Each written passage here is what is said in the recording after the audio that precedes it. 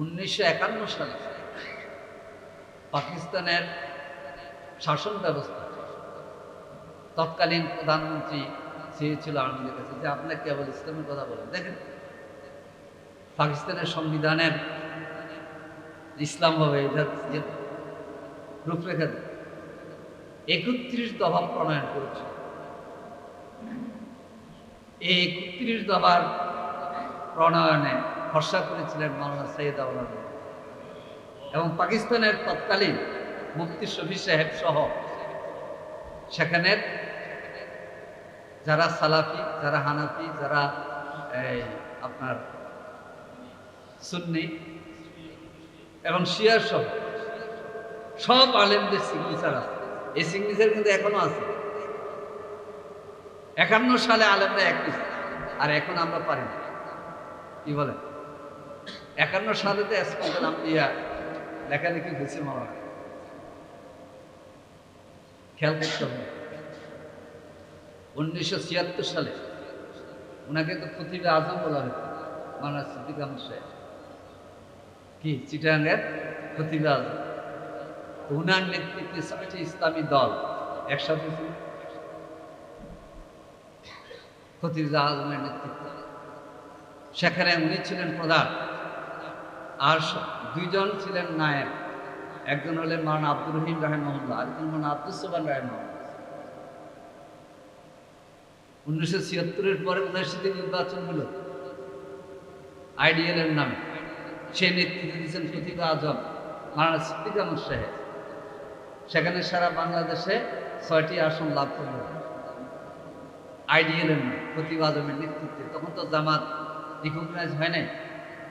মাওলানা আব্দুর রহিম সাহেব এমপি হলেন, মাওলানা সামদানি সাহেব বড় ভাইয়ের জিনেদা ওখান থেকে এমপি হলেন। খেয়াল করুন আলেমদের কি। হাফিজ হুজুর আসলেন 80 দশকে, এসে বললেন সিয়াসত খারাপ নেই, সিয়াসত জায়েজ হয়। পুরো আওয়ামী লাইনের লোকেরা সব খেলাফত আন্দোলন শুরু করেছে। বাংলাদেশ খেলাফত আন্দোলনের দলগত। এর আগে খেলাফত আন্দোলন নামে দল ছিল না, দল ছিল খেলাফত রব্বানি না আর নিজাম ইসলাম, এই 2টা দল ছিল। বাংলা নিজাম ইসলাম পার্টি আর খেলাফতে। কিন্তু 81 সাল থেকে হাফিজ হুজুর করলেন বাংলাদেশ খেলাফত আন্দোলন। সেটাই বাংলাদেশ খেলাফত মজলিস বা কিছু। এই যে বাংলাদেশে আলেম ওলামাদের এই প্রচেষ্টার পিছনে সবাই ভূমিকা রেখেছেন অধ্যাপক আল্লামা আযম,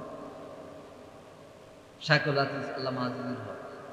এবং সবচেয়ে নেপথ্যে বলেন আর পরোক্ষ বলেন বাইতুল মুকাররমের খতিবের চেয়ারে থেকে যিনি সবাইকে আন্দোলিত করেছেন, ঐক্যবদ্ধ করেছেন, তিনি হচ্ছেন আল্লামা ওবায়দুল হক খতিব বাইতুল মুকাররম রাহিমাহুল্লাহ। ভূমিকাতে এবং মাওলানা মহিউদ্দিন খান রাহিমাহুল্লাহ। দেখছেন, এমনকি 2001-এ জামাত সরকারে আসার পর মন্ত্রী পরিষদের আমন্ত্রণ পেল, তৎকালীন আমির জামাত সম্মতি দিলেন না।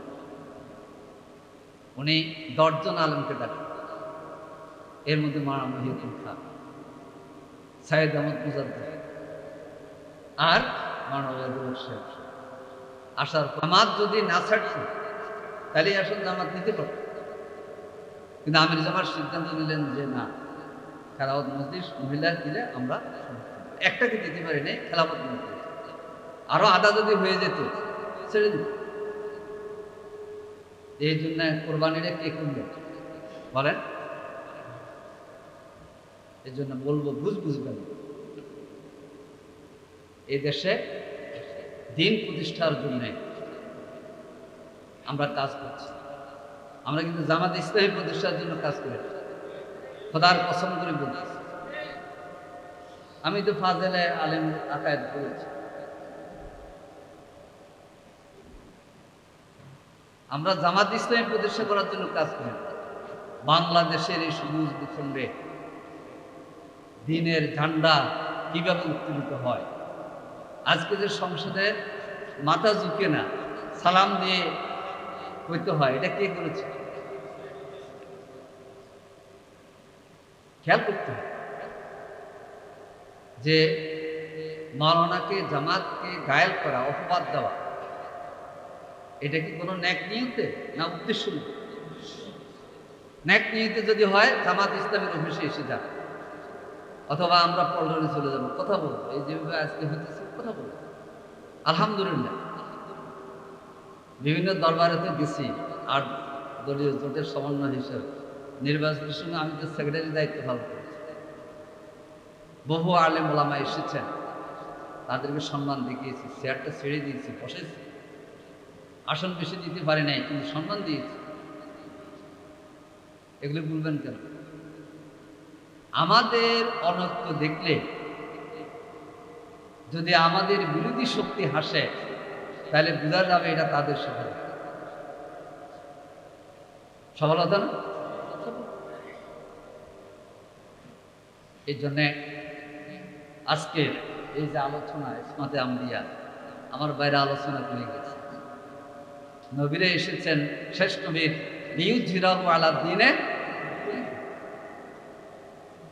কোরআন বলছে আন আকিমুদ্দিন ওয়ালা তাতাফাররাকু ফি। কোরআন বলছে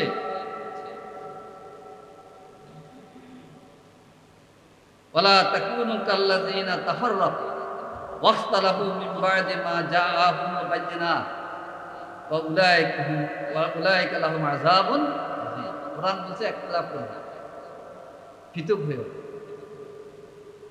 আর আমরা এখন পৃথক হচ্ছি। কি জন্য বলবেন? মাওলানা নিজামী কি জন্য জীবন দিয়েছে বলেন? উনি তো বিশ্বশ্রেষ্ঠ আলেম ছিলেন, উনি সমঝোতা করলে কিন্তু ওইদিকে যাওয়া লাগবে। উনি পাশি রশি দিকে বলেছেন, যখন পাশি রশি ধরতে যাচ্ছেন তখন ডিসি দাঁড়ান, ডিসি বলতেছেন স্যার কি করছেন? বলছে না, আমি মানুষদেরকে দার্সে কোরআন দার্সে হাদিস দিনের যে কথা বলে উদ্বুদ্ধ করেছিলাম আল্লাহর কাছে পৌঁছানোর জন্য, আজকে সে মাহেন্দ্র খরচে পেয়ে গেছে। আল্লামা সাইদি 15 বছর 1 মাস কেন তাকে জেলে থাকা লাগবে বলে? বিশ্বশ্রেষ্ঠ আলেম, সবাই ছিলেন, সবাই ছিলেন। এবং একজন সিকিউরিটি, পুলিশ অথবা অন্য সংস্থা ওনাকে রিমান্ডে নিয়েছে, পায়ে পড়ে যাচ্ছে, উনি বলছেন পায়ে পড়তেছেন, স্যার বহুদিন আপনার তাফসীর মাহফিলে ডিউটি করেছি, আপনার সাথে আমার মোলাকাত হয়নি, আপনার পাটা শুনে আমি দোয়া নিতে চাই। হাত ছোঁয়া লাগবে না, দোয়া। 15 বছর 1 মাস কি জন্য জেল ফেলেছে? ওনাকে তো লোভনীয় প্রস্তাব দেওয়া হয়েছে, মাওলানা আপনি কিন্তু দল করলে বড় দলের চেয়ারম্যান হতে পারে, আপনি বাইরে চলে যেতে পারেন। কিন্তু আল্লামা সাইদি তো বলেন নাই যে আমি আমার এই দেশের মাটিতে থাকবো। এই জন্য কেন আমাদের মাঝে একতলাপ? আমরা তো সবাই এক হয়েছিলাম, আর তো কি বলে আলহামদুলিল্লাহ। আপনারা জানেন আমির জামাতের সাথে আমি সরমনায় গিয়েছি, এরপরও আরো কত সাক্ষাৎ এগুলো বলব। নির্বাচন আগে 2টা দল তীব্র সমালোচনা করে আমার, ওনাদেরকে দেখেছি, আসছে এক জায়গায় বসেছে, নিজেরা মেহমানদারি করেছে। আমরা বলছি যে আজকে আপনারা মেহমান, আমরা মেজবান। তাহের ভাই আমি সোহারও ছিলাম। আমরা এই সম্মান আগে দেখিয়েছি, এই সম্মান সমুন্নত থাকবে। আমরা ওলামায়ে কেরামের জন্য কর্মী হিসাবে, সেবক হিসাবে কাজ করি, কিন্তু দিনের জন্য ক্ষতিকর এই অবস্থা থেকে সরে আসতে হবে। কি বলে? দেখেন কষ্ট লাগে, বলে যে 5 বছরের মধ্যে জামাতের কাপড় খুলে দেবে। কি বলে? জবাই করে। এই 2টা শব্দ মানায়? ইবাদুর রহমানের সাথে মানায়? ওয়াইবাদুর রহমান আল্লাযীনা ইয়ামশুনা আলা আরদি হাওনা ওয়া ইযা খাতাবাহুমুল জাহিলুনা ক্বালু। সূরা রাদের 19 থেকে 22 নম্বর আয়াত আল্লাহ তাআলা ইন্নামা ইয়াতাযাক্কারু উলুল আলবাবের পরিচয় দিয়ে বলছেন ওয়া ইয়াদরাউনা বিল হাসানাতি সাইয়্যা, তারা মন্দকে প্রতিহত করে কি দিয়ে? আপনারা লক্ষ্য করেছেন সাইয়েদ আউলার মধ্যে কিন্তু কোনো এতরাজ বা সমালোচনা ওগুলো তো আমার সময় নেই। এই জন্য অনেকে আমাদেরকে বলে যে জামাত এ করে না কেন, ওই করে না কেন। এটা আমাদের ওলামায়ে কেরাম হুকুম দিয়েছেন, আমি ধন্যবাদ জানাই। এত বাহাস করার তো আমাদের দরকার নাই, করলে সময় যাবে। আসেন সবাই মিলে আল্লাহ তাআলা যে দিন কোরআন হাদিসের আলোকে আমরা কিভাবে বাংলাদেশের জাতীয় সংসদে দাড়ি টুপি পাগড়ির প্রতিনিধিত্ব বাড়াইতে পারি। 1991 সালে 18 জন এমপির মধ্যে 10 জন আলেম ছিলেন। তাহলে কম না বেশি? আমাকে বলতেছিল যে অনেকে বলে জামাতের মধ্যে আলেম নাই, আজকে কি মনে হইলো আলেম আছে? আরে আমাকে বলে আলেম নাই মনে, যদি আমি সারসিনা বা শ্রমণায় পড়ি নাই। তবে ছোটকালে আব্বা আবার সারসিনা করা। এবং আমি যখন শিবিরের সাথী শাখার সভাপতি, সাদা পাজামা পাঞ্জাবি ছিল, ওই যে আমার ইয়ারমিট আছে, সাদা জামা পরতাম, একেবারে নেসপোসা, সাদা টুপি, শিবিরের সাথী শাখার সভাপতি, কিন্তু সবাই মনে করতে চাচ্ছি না। এই পোশাক যদি আমার দাওয়াতি কাজ, সাংগঠনিক কাজ করে, এই পোশাকের ব্যাপারে তো কোনো ইয়ে নেই।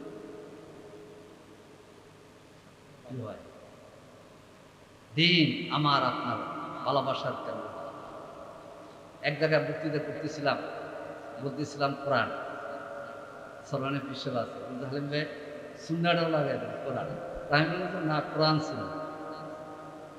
দেখেন কত মহাব্বত, বক্তৃতা কোরআন হয়েছে, এমনি বক্তৃতা শেষ করে বসে আর বলতেছে সুন্দর শব্দটা লাগাই যদি তো ভালো হইতো। আমি তা তো ঠিক, তারা কুফি কুমাম রাইন রান্তাদুল্লমা তামাসাক্তুম বিহিমা কিতাবুল্লাহ সুন্নাতা। বলেন তো আজকে যে আলোচনা কিতাবুল্লাহ সুন্নাতে রাসূল থাকলে ইসমাতুল আম্বিয়া, তারপর হচ্ছে আদালতে সাহাবা সব আসে কিনা? তাহলে কেন দিনের থেকে আমাদের সরিয়ে নেওয়ার জন্য আন্তর্জাতিক, আঞ্চলিক এবং দেশীয় যে ষড়যন্ত্র, আল্লাহ তাআলা যেন এর থেকে আমাদের হেফাজত। আজকে জাতীয় সংসদে নেকা বলা বোনেরা যখন কথা বলে তখন মনটা ভালো লাগে না? ভালো লাগে। আপনাদের খেয়াল করতে হবে, এই সংসদের গ্যালারি থেকে আল্লামা আহমদ শফিকে বলছে তেতুল হুজুর, বলছে কিনা না আমি তেতুল হুজুর, হ্যাঁ তেতুল হুজুর।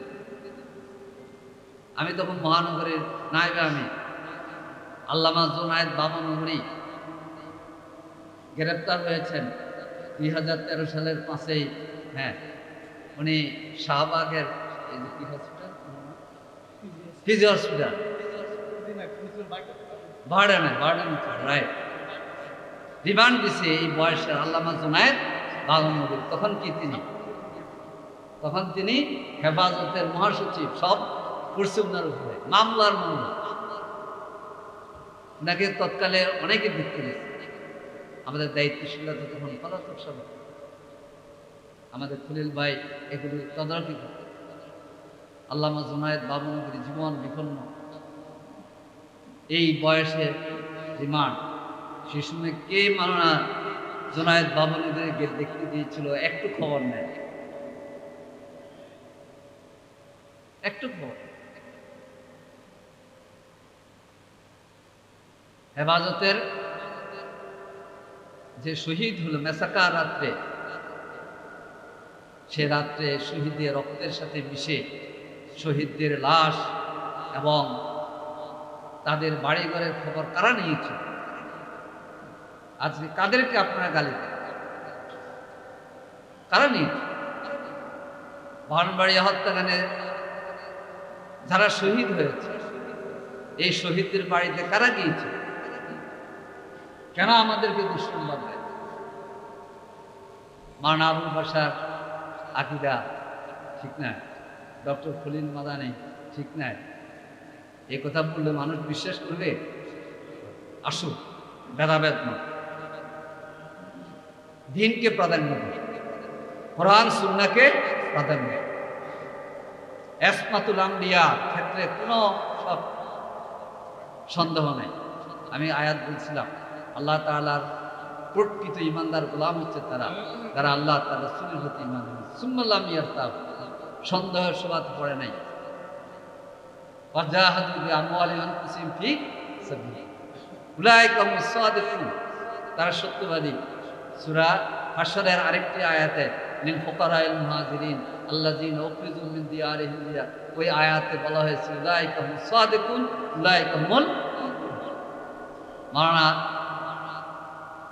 সিদকের তাফসীর করতে গিয়ে বলেছেন সূরা হাদীদে, সিদক ফিল ওয়াদ সিদক ফিল কাতাল, আপনি যা বলছেন তার মধ্যে সত্য থাকা সাদেক। আর সিদক ফিল কাতাল হলো যুদ্ধের ময়দানে গিয়ে বীরের মতো থাকা। অনেকে স্লোগান দিবে, পুলিশ দেখতে পারে, এটা তো সিদক ফিল কাতাল হয় না। জিহাদ জিহাদ জিহাদ চাই, জিহাদ করে বাঁচতে চাই, নামাজ কাজা করতে চাই, এরকম হওয়ার ইচ্ছা নেই। হবে সিদকি ফিতা উলাইকা হুমুস সাদিকুন। সাহাবায়ে কেরামের ব্যাপারে কি বলছে? যে আয়াতটা আমি বললাম সূরা হুজুরাতের 7 এবং 8, ওই যে উম্মে জুহাইরিয়ার যাকাতের ক্ষেত্রে এসে আল্লাহ তাআলা বলতেছেন ওয়ালামু আন্না ফিল রাসূলুল্লাহ, হে সাহাবীরা মতভেদ করতেছো, রাসূল তো আছে। ওয়ালামু আন্নাকুম ফি রাসূলুল্লাহ লা ইউতিউকুম ফি কাসীরিন মিনাল আমরি লানিতুম, রাসূল বর্তমান থাকা অবস্থায় যদি তোমরা এই দিক সেদিক কথা বলে এই দিকে টানো, লানিতুম, কঠিন অবস্থার মধ্যে পড়ে যাবে। তবে আল্লাহ তাআলা বলছেন আমার সাহাবীরা তোমাদের গুণ দিয়েছি, ওয়ালাকিন্নাল্লাহ হাব্বাবা ইলাইকুম ঈমান, তোমাদেরকে আমি ঈমানের মমতা ভালোবাসা দিয়েছি। আর ওয়াযায়্যানাহু ফি কুলুবিকুম, ঈমানকে তোমাদের অন্তরে অলংকারিক আলোক তোমাদেরকে অঙ্কিত করে দিয়েছে। সাহাবীদের কলবে কি ঈমান, মুযায়্যান, বায়না ফুলে যেমন সুন্দর, সাহাবীদের ঈমান সাহাবীদেরকে সৌন্দর্য বর্ধিত করেছে। ওয়াকাররাহা ইলাইকুমুল কুফরা ওয়াল ফুসুক ওয়াল ইসয়ান, কুফরি, ফাসিকি, ইসয়ান, অবাধ্যতা, দেখেন তিনটা জিনিস, এগুলো সাহাবীদের মধ্যে নাই। আল্লাহ তাআলা বলছেন উলাইকা হুমুর রাশিদুন, তারা কি? আজকে যারা বলেন আমি আপনাদের সামনে নিয়েছি, বলবো বিগত আমি তো ছাত্র ছিলাম, আমাদের ছাত্র জীবনের থেকে এই পর্যন্ত জামাত ইসলামী ইসলামী ছাত্র শিবিরের এমন কোনো শিক্ষা শিবির বাদ যায় না যেখানে আলোচনার শিরোনাম থাকে না আসহাবে রাসূলের জীবনধারা। আমার তো এখন কান্না আসছে, একদিন মাওলানা সাইদি সাহেবকে আলোচনা দেওয়া হল সাহাবায়ে কেরামের আত্মত্যাগ, উনি আলফালাতে বক্তৃতা করতেছেন, সাহাবীদের ঈমানের দৃঢ়তা বলতেছে, আর লোকেরা কাঁদতেছে। সাহাবীদের ঈমানের দৃঢ়তা, সাহাবীদের ত্যাগ কোরবানি, আপনারা দেখেন চেক করে গত 40-50 বছরে আপনারা কি শিখা? এক একটা আসহাবে রাসূলের আলোচনা, এটা বেশি করতেন অধ্যাপক নাজির আহমদ। আসহাবে রাসূলের আলোচনা সূচনা হওয়ার 20 মিনিটের মধ্যে কান্না শুরু হয়ে যেত। এক এক সাহাবীর কথা বলতেছে, কে কোরআন কিভাবে তেলাওয়াত করে, ঈমানের সাক্ষী কিভাবে দিয়েছে, স্ত্রীকে রেখে কিভাবে যুদ্ধের ময়দানে চলে গিয়েছে, উমাইর ইবনে হুমাম কিভাবে খেজুর ফেলে দিয়ে যুদ্ধে গিয়ে শহীদ হয়ে গেল, আনাস ইবনে নজর কিভাবে বলছে ইন্নী আজিদু রিহাল জান্নাতুন উহুদ, উহুদের পাশে পাহাড়ে আমি জান্নাতের খুশবু পাচ্ছি। আপনারা কি মনে করেন এগুলি না শিখেলে, যারা আমাদেরকে রিমান্ডে নিয়ে বলেছে এই রিমান্ডে কথা বলো নজর শেষ হয়ে যাওয়া, আমাদের কর্মী নেতারা যে রিমান্ড সহ্য করেছে 100 দিন 150 দিন 250-300 মামলা দিয়ে আমাদেরকে নিঃশেষ করতে পারেনি কেন? এই আসহাবে রাসূলের ত্যাগ কোরবানির ইতিহাস। আমাদের আলোচনা আরেকটা বিষয় আমরা গত কয়েক বছর করেছি, সেটা হলো নবীদের চারিত্রিক যুবক আম্বিয়া কেরামের প্রিয় ভাইয়েরা, হযরত আব্দুল্লাহ ইবনে মাসউদের বর্ণিত হাদিসটা আমি বেশি বলি। তিনি বলেছেন যে উলাইকা আসহাবু মুহাম্মাদিন কানু খায়রা হাযিল উম্মাহ। সাহাবায়ে কেরাম তাদের তিনটা বৈশিষ্ট্য উল্লেখ করেছে। আবার রাহা কুলুবা, তারা অন্তরের দিক থেকে অত্যন্ত সৎ, নিষ্কলুষ অন্তর। আবার রাহা কুলুবা, আমাকা ইলমান, ইলমের দিক থেকে গভীর জ্ঞানের উপর। ওয়া আকাল্লাহা তাকাল্লুফা, সর্বাধিক কম বান খায়, কৃত্রিমতা নাই, আল্লাহর জন্য কাজ করে। ইখতারাহুল্লাহু লিসুরবাতি নবিহি ওয়া নাকলি দীনি, আরেকটাতে বলছে ইকামাতি দীনি। তারপরে আল্লাহ তাআলা তাদেরকে দ্বীনের জন্য কবুল করেছেন। বলা হচ্ছে যে ফাতাসাব্বাহু লিআখলাকিহিম ওয়া তারাইকিহিম ফাহুম আলা কানু আলা হুদাল মুস্তাকিম। এই দৃঢ় বিশ্বাসে আমরা করি এবং সাহাবায়ে কেরামের ঈমান ত্যাগের চেতনা নিয়ে আমাদের আন্দোলনে এগিয়ে এসেছে। এখন কেউ নতুন নতুন কথা বলে আমাদেরকে আমাদের আদর্শ থেকে সরাতে পারবে। এজন্য আসুন, ধন্যবাদ আজকের ইসমাতুল আম্বিয়া এবং আদালতের সাহাবা, এটা দিয়ে কিছু জটিলতা তৈরি করতে চাইছে কেউ কেউ মাঠে। আশা করি পারবেন, কি বলেন? কারণ আপনারা তো আছেন, আপনারা কারা?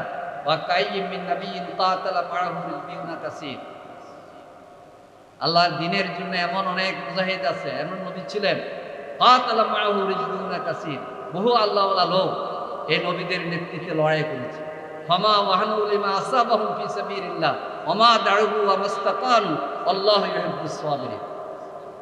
তারা দুর্বল হারে, তারা হতাশ হয়ে যায়নি, তারা ভড়কে যায়নি। আমরা ভড়কে যাব?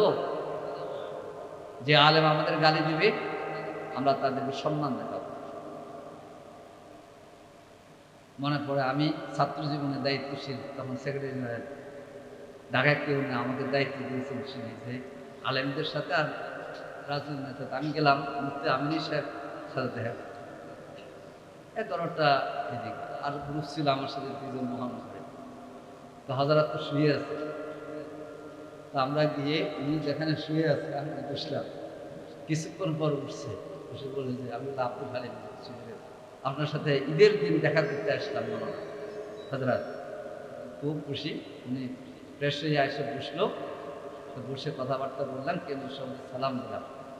এরপরে বলে যে না তোমরা আসছো ঈদের এই গরু আর খাওয়া ছাড়া দিতে পারো, আমাদেরকে খাইয়ে দিই। মুফতি ফজলুল হক আমরা ভালোবাসি দ্বীনের জন্য, আমাদের ভালোবাসা দ্বীনের জন্য। আসুন, আমি আরেকটা অনুরোধ করি, আমরা সমালোচনার জবাব দিব, কিন্তু সীমা লঙ্ঘন করা যাবে, কাকো গায়েল করা যাবে। ফাইজাল্লাযী বাইনাকা ওয়া বাইনাহু আদাওয়াতুন কান্নাহু ওয়ালিয়্যুন হামীম।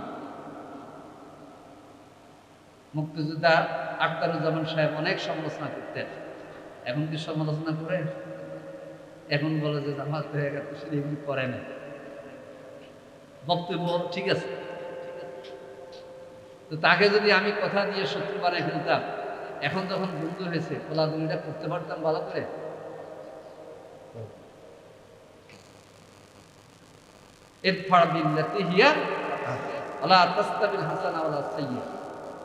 এটা হচ্ছে আমাদের উসুল, কোরআনের উসুল, হাদিসের উসুল। ইনশাআল্লাহ বাংলাদেশের সকল মহল, সকল পর্যায়ে ওলামায়ে কেরামকে নিয়ে আমির জামাত যায় না, সারসিনে গেছে না, কায়েদ সাহেবের কাছে, এদিকে আলে হাদিসদের ওখানে গেছে,